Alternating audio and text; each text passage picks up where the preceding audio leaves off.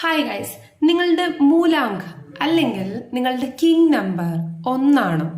അതായത് date of birth 1 ജനിച്ചവര്, ഇല്ലെങ്കിൽ 19 ജനിച്ചവര്, അങ്ങനെ നിങ്ങളുടെ ഡേറ്റ് എന്നാണോ നിങ്ങൾ ജനിച്ചത്? അത് ഇപ്പൊ 2 അക്കൗണ്ട് ഉണ്ടെങ്കിൽ അത് രണ്ടും കൂടി പ്ലസ് ചെയ്യുമ്പോൾ നിങ്ങൾക്ക് 1 കിട്ടുന്നത്. അല്ലെങ്കിൽ ഏതെങ്കിലും ഒരു മാസത്തിന്റെ 1-ാം തീയതിയാണ് നിങ്ങൾ ജനിച്ചിട്ടുള്ളതെങ്കിൽ നിങ്ങളുടെ ജീവിതത്തിൽ ചിലപ്പോൾ പല അപ്സ് ആൻഡ് ഡൗൺസ് ഉണ്ടാവും. മേജർലി നിങ്ങൾ ഫേസ് ചെയ്യുന്നത് നിങ്ങൾ ആഗ്രഹിച്ച ഒരു കരിയറിൽ നിങ്ങൾക്ക് എത്തിച്ചേരാൻ പറ്റുന്നില്ല, അല്ലെങ്കിൽ നിങ്ങൾക്ക് പ്രമോഷൻ കിട്ടുന്നില്ല.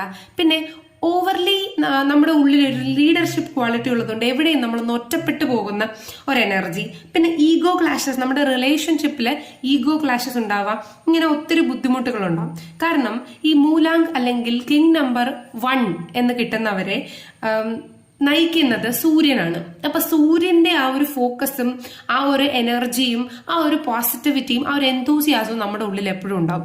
അപ്പോൾ നമ്മൾ എന്ന് പറയുന്നത് ഓവർലി എനർജറ്റിക് ആയിട്ടുള്ള ആൾക്കാരാണ്. അപ്പൊ പലപ്പോഴും നമ്മുടെ അതേ ഋതത്തിലും നമ്മുടെ അതേ ആ ഒരു താളത്തിലും പേസിലും നമ്മുടെ കൂടെ ഉള്ളവരും ചലിക്കണം എന്ന് നമ്മൾ ചിന്തിക്കും. അപ്പോൾ കൂടെയുള്ള ആൾക്കാരെയും കൂടി ആ ഒരു രീതിയിൽ കൊണ്ടുവരാൻ ശ്രമിക്കുമ്പോൾ അവർക്ക് ഡിസ്റ്റർബൻസ് ആവും. ഓക്കെ, നമ്മൾ അവരെ ഉപകരിക്കാൻ ശ്രമിച്ചാലും അവർക്കതൊരു ഡിസ്റ്റർബൻസും തലവേദനയാവും. അപ്പോൾ നമ്മളുടെ അടുത്ത് അവർ ഡിറ്റാച്ച് ആവും.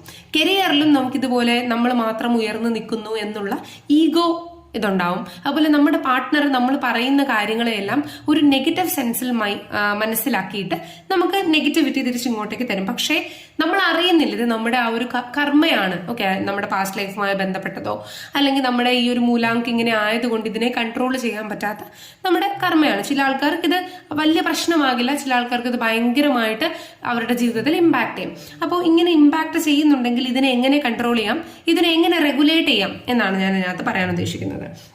അപ്പോൾ നിങ്ങൾ ധാന്യങ്ങൾ, മെയിൻലി വീറ്റ്, ഗോതമ്പ്, ഓക്കെ, അതുപോലെ തന്നെ ശർക്കര, ഇതൊക്കെ സൺഡേ നിങ്ങൾ